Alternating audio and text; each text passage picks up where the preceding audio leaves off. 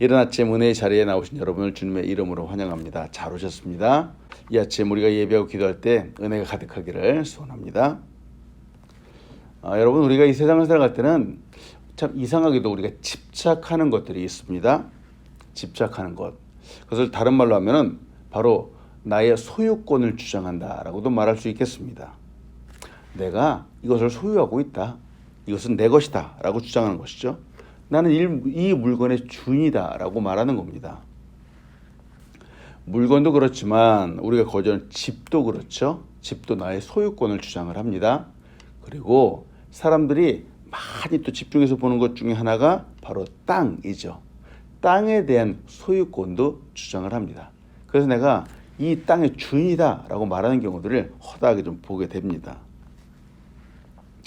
근데 모든 것을 떠나서 사람들이 깊이 생각하지 않으면서도 너무나도 쉽게 당연시 이것은 내 것이다 라고 주장하는 것이 있습니다.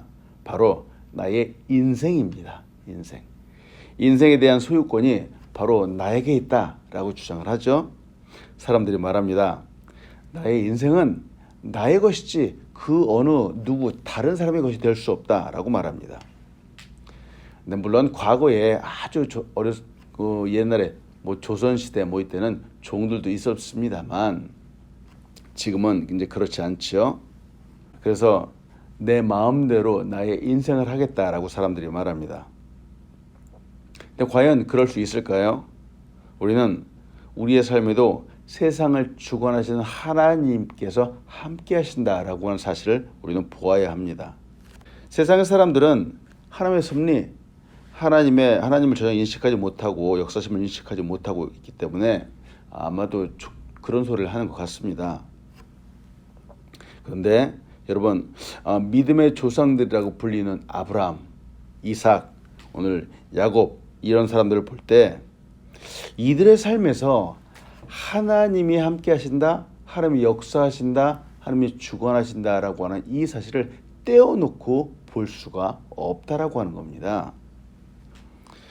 즉, 늘 항상 하나님의 섭리하심이 이들의 인생 가운데 있었습니다. 그런 관점으로 본다면은 여러분, 우리 인생의 주역, 즉 어떤 역사의 주역, 우리 기적의 주역은 우리 사람들이 될 수 없습니다. 모든 일을 주관하시고 역사하시는 분이 바로 하나님이시기 때문에 그렇습니다. 어떤 사건과 역사를 사역을 볼 때 심지어 인생이다라고 하는 이 본을 놓고 볼 때에도 이 모든 것을 이끌어가는 것은 사람이 아닙니다. 하나님이십니다.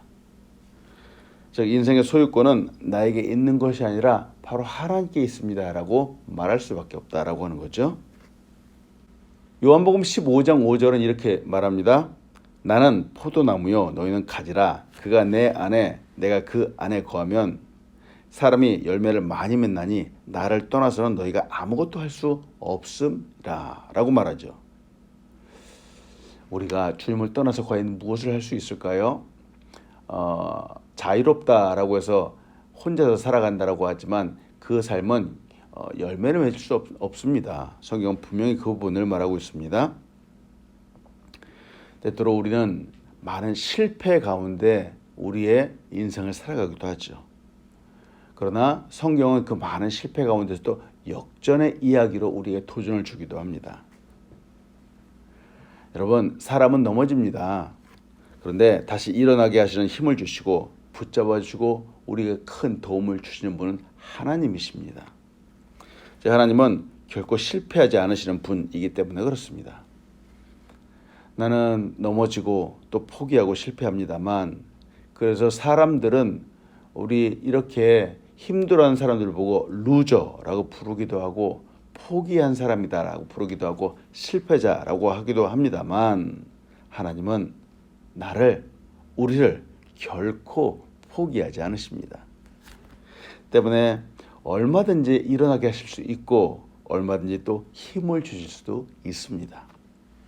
믿음의 주인공은 때문에 내가 아니라 바로 하나님이시죠. 이는 위대한 조각가가 형편없는 돌을 다듬어서 불후의 명작을 만드는 것과 같다라고도 볼 수 있겠습니다. 하나님은 우리의 인생을 우리를 깨뜨리시죠. 그리고 다듬어 가십니다. 결국 하나님의 사람으로 아름다운 사람으로 멋있는 사람으로 조각해 가시는 것이죠. 하나님의 사람으로 조각해 간다라고 하는 바로 이 관점으로 본다면은 여러분 현재 우리의 삶은 어느 정도가 완성된 것 같은지요. 인생이다라고 하는 큰 작품으로 비교를 해놓고 본다면은 아마도 우리의 인생은 절반 정도도 완성되지 않았을지도 모르겠습니다. 네, 아직은 절반은 다듬어지지 않은 그냥 큰 돌, 하나도 가공되지 않은 돌로 남아 있는 것이 우리의 인생이다라고도 말할 수 있겠습니다. 아직 미완성이죠. 그러나 하나님은 가장 아름다운 작품을 만드시는 최고의 작가가 되어 주십니다. 그 손길은 이 세상 어느 누구와도 비교할 수 없습니다. 내가 나의 인생의 소유권을 가지고 내가 만들어가는 인생보다 하나님께서 이끌어 가시는 인생이 훨씬 멋있습니다. 비교할 수 없습니다. 하나님은 성품이 모난 사람을 좋은 성품의 사람으로 만들어 가시고 또 습관이 나쁜 사람을 좋은 습관의 사람으로 만들어 가십니다. 우리의 언어, 우리의 생각, 우리의 태도, 우리의 가치관 등 나는 나의 인생을 내 것이라고 하지만 아니요. 하나님은 나의 인생이 하나님의 것이라고 주장을 하십니다. 그래서 하나님께서 만들어 가시는 거죠. 때문에 오늘도 하나님을 의지하십시오. 그분의 섭리를 생각하시고 믿으십시오. 그러면 놀라운 섭리가 우리의 삶 가운데 가득하기를 간절히 소원합니다. 아멘. 오늘 본문을 통해서 여러분과 나누고 싶은 첫 번째는 하나님은 우리를 예배의 자리로 불러주시는 분이라고 하는 것이죠. 예배 자리로 불러주신다. 모두를 부르시는 것 같지만 특히 오늘 본문 보니까 두려워하고 힘들어하는 인생을 예배 자리로 불러주시는 분이라고 하는 것이죠. 때문에 여러분 인생이 원래 어렵고 힘들고 낙담되기도 합니다. 그런데 예배의 자리로 나아가십시오. 이것이 인생의 하나의 정답이라고도 감히 말할 수 있겠습니다. 낙담하고 앞이 보이지 않을 때 정말 내가 어떻게 할 수 없을 때 바로 이때 예배하십시오. 하나님 앞으로 나아가십시오. 우리를 이끄시고 결국 두려움을 물리치게 하시고 힘을 주시는 분은 바로 예배를 받으시는 하나님이십니다. 오늘 본 말씀 창세기 35장 1절부터 5절까지를 한번 봅니다. 하나님이 야곱에게 이르시되 일어나 베델로 올라가서 거기 거주하며 내가 내 형 에서의 낯을 피하여 도망하던 때에 내게 나타났던 하나님께 거기서 제단을 쌓으라 하신지라. 야곱이 이에 자기 집안 사람과 자기 함께한 모든 자에게 이르되 너 중에 있는 이방 신상들을 버리고 자신을 정결하게 하고 너희들의 의복을 바꾸어 입으라. 우리가 일어나 베델로 올라가자. 내 환난 날에 내게 응답하시며 내가 가는 길에서 나와 함께 하신 하나님께 내가 거기서 제단을 쌓으려 하노라. 다음에 그들이 자기 손에 있는 모든 이방 신상들과 자기 귀에 있는 귀고리들을 야곱에게 주는지라. 야곱이 그것들을 세겜 근처 상수리 나무 아래에 묻고 그들이 떠났으나 하나님의 그 사면 골도 크게 두려워하게 하심으로 야곱의 아들들을 축복한 자가 없었더라. 오늘 이 창세기 35장 본 말씀 그 앞에서 야곱의 딸 디나가 바로 히위 족속 사람 세겜에게 강간을 당하는 사건이 벌어집니다. 옛날에도 참 이런 사건들이 있었죠. 근데 놀라는 것도 잠시 디나에게 마음을 빼앗긴 이 세겜은 디나와 결혼을 하기를 원했죠. 그러나 이 일로 말미암아서 야곱 가문에는 큰 근심과 분노가 일어나게 됩니다. 근데 사실 이런 불미스러운 일이 발생한 원인을 한번 보면은 사실은 야곱이 실수했기 때문에 그렇습니다. 무슨 말일까? 하나님은 야곱에게 처음에 베델로 가라라고 말씀하셨어요. 베델로 가라. 그런데 야곱은 그의 가족을 이끌고 베델로 간 것이 아니라 바로 이 세겜 사람이 사는 그 땅에 머물고 말았습니다. 그 기간도 무려 6년이 넘는 기간 동안을 머물렀습니다. 때문에 디나가 바로 이러한 일을 당하게 됐죠. 이 디나의 사건은 야곱 집안 남자들의 분노를 일으키게 되었고 그들은 복수심을 갖게 되었습니다. 세겜은 참 그래도 결혼을 하기 원했죠. 근데 야곱 집안의 사람들은 이를 이용하여서 세겜의 남자들을 모두 죽여버리고 말았습니다. 참 비극적인 역사가 기록되었죠. 여러분, 인간이 복수심에 사로잡히게 되면 참 잔인합니다. 앞뒤가 보이지 않습니다. 때문에 어떤 상황이든지 늘 자신을 살피고 분별해야 되겠습니다. 나의 감정이 앞선다면은 참 돌이킬 수 없는 그런 죄악을 범할 수 있게 됩니다. 야곱의 집안이 세겜 남자들을 모두 죽였다는 이 상황은 그냥 작은 동네 싸움 정도가 아니었죠. 이는 세겜을 제외하고 그 땅의 모든 사람들이 그 야곱과 그 아들들의 잘못을 덮어주거나 그냥 넘길 수 없는 그런 큰 일이 되어버리고 말았습니다. 바로 이 사실 때문에 야곱이 두려워합니다. 주변 나라의 사람들이 자신을 공격하고 세겜의 원수를 갚지 않을까 하는 이 두려움 때문에 야곱이 그 마음이 심히 걱정이 되었습니다.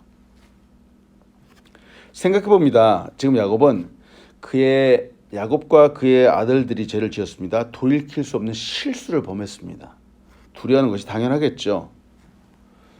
여러분, 우리도 우리의 삶 가운데 크고 작은 실수를 참 많이 합니다. 이 세상에 실수하지 않는 사람이 어디 있겠습니까? 인생이 완벽하지 않기 때문에 누구나 다 실수합니다.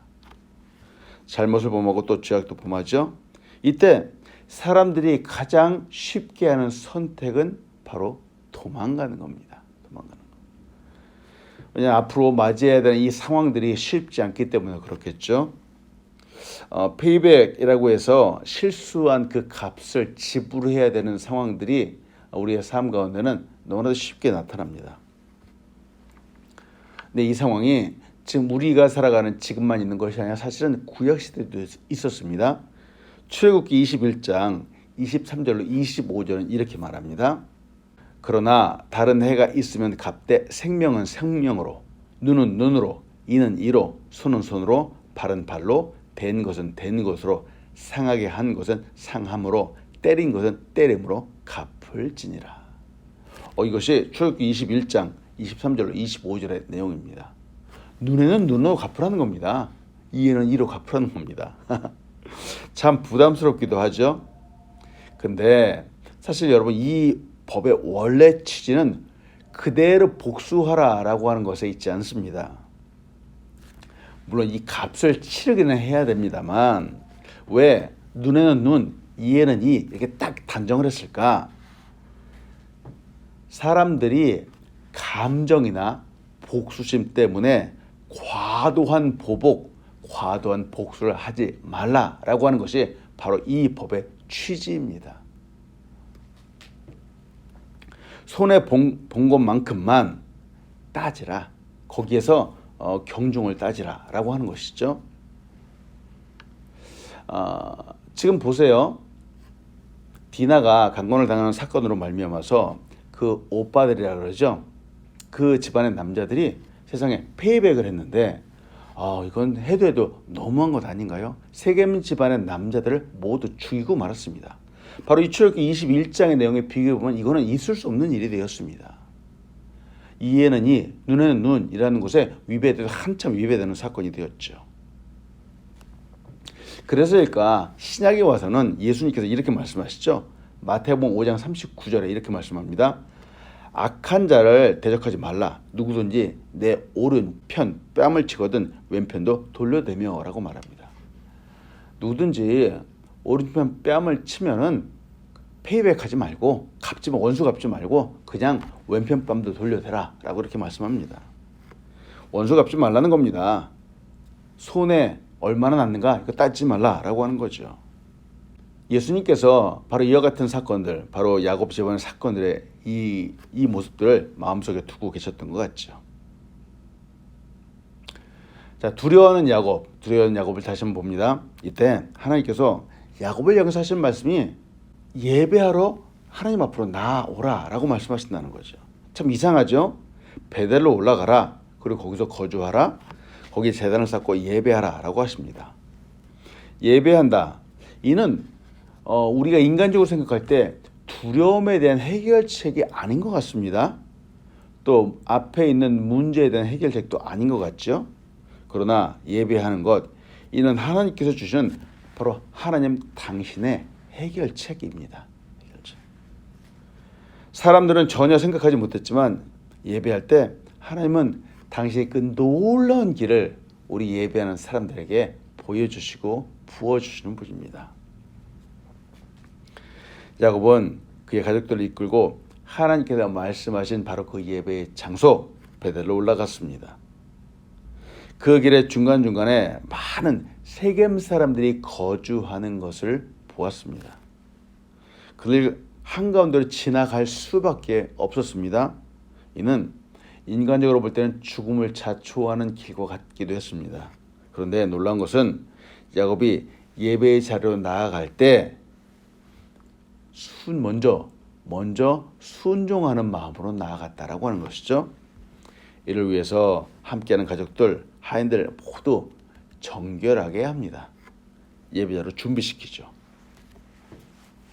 여러분, 이 부분을 보면서 우리가 예배하는 이 모습도 함께 보기 원합니다. 여러분, 우리의 삶에도 크고 작은 문제들이 많이 있습니다. 문제가 없는 사람은 없기 때문에 그렇죠. 어제 어떤 문제가 있었는지요? 요사이 우리를 두렵게 하는 것은 혹시 무엇인지요?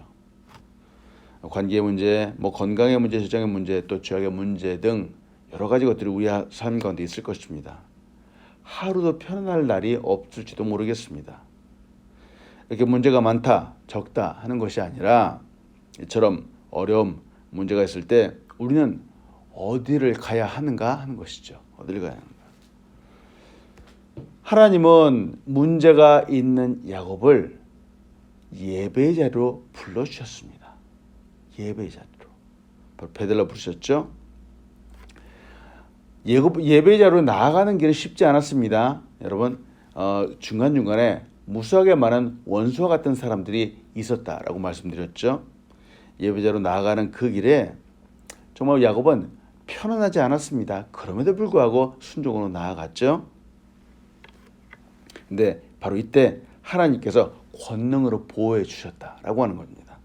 창세기 35장 5절의 말씀을 다시 한번 봅니다. 그들이 떠났으나 하나님이 그 사면 고을로 크게 두려워하게 하셨으므로 야곱의 아들들을 추격하는 자가 없었더라. 놀랍지 않습니까? 여러분, 이 예배의 자리로 나아가는 이 상황을 우리의 삶 가운데 적용하기를 원합니다. 때문에 여러분, 오늘도 예배하십시오. 예배의 자리로 나아오십시오. 우리가 예배의 자리로 나아올 때 우리 주변에 우리를 두렵게 하는 것들이 결코 우리를 만질 수 없을 겁니다. 그렇습니다. 매일매일 예배하십시오. 주일이면 예배의 자리에 가능하면 빠지지 마십시오. 우리가 예배할 때 우리 주변의 두려움들, 우리를 넘어지게 하는 것들 결코 우리를 건드릴 수 없습니다. 왜? 하나님께서 우리를 보호하시기 때문에 그렇습니다. 하나님께서 예배하는 사람을 강건하게 만들어 주시기 때문에 그렇습니다. 사람들이 어려움 앞에서 너무나도 쉽게 포기하는 것이 바로 예배입니다.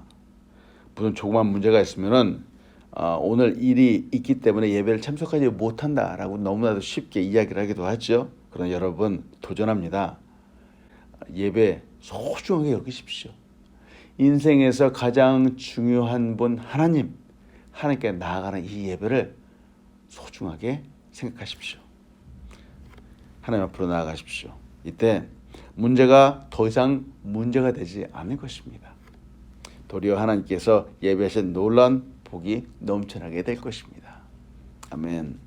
때문에 여러분과 나누신 두 번째는 하나님은 이렇게 예배하는 사람에게 복을 부어주시는 분이라고 하는 것이죠.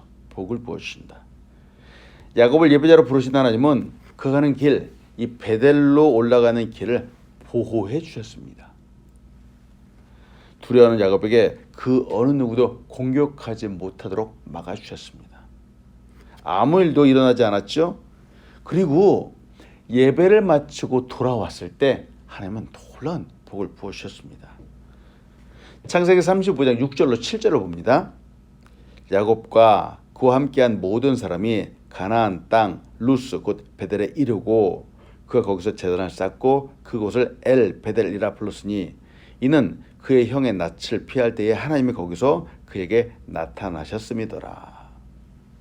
그리고 또 창세기 35장 9절로 13절을 봅니다.